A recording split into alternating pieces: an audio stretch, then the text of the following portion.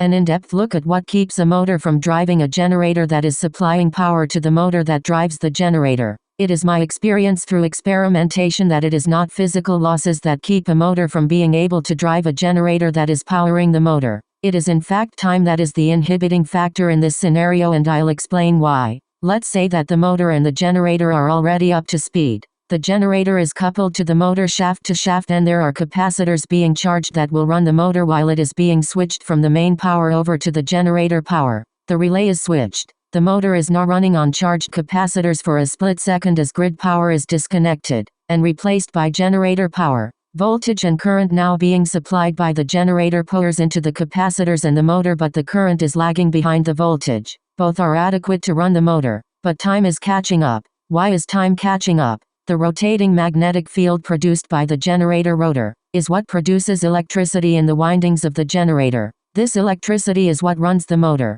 As the generator rotor rotates, the magnetic field is rotating just a bit slower. In synchronous machines this is known as slip or lag. I'm gonna call it G-slip because it happens to be in the generator. So as the generator rotates, the magnetic field that it generates, that produces the electricity, is rotating behind the rotation of the generator. That is time factor number 1. Losing time by the rotation of the magnetic field produced by the generator. Now when the electricity is produced and makes it to the motor experiences lag due to the fact of the rotor shaft of the motor also rotates slower than the magnetic field that is produced by the electricity that is produced by the generator. So now you have 2 times the factor of G-slip and lag, and time is catching up even more now. Furthermore, you have capacitors that are the storage between the generator and the motor. These capacitors require time to charge and discharge. This is the 3rd time factor that is now keeping the power from the generator from getting to the motor in time to run the motor in time to drive the generator before the motor dies.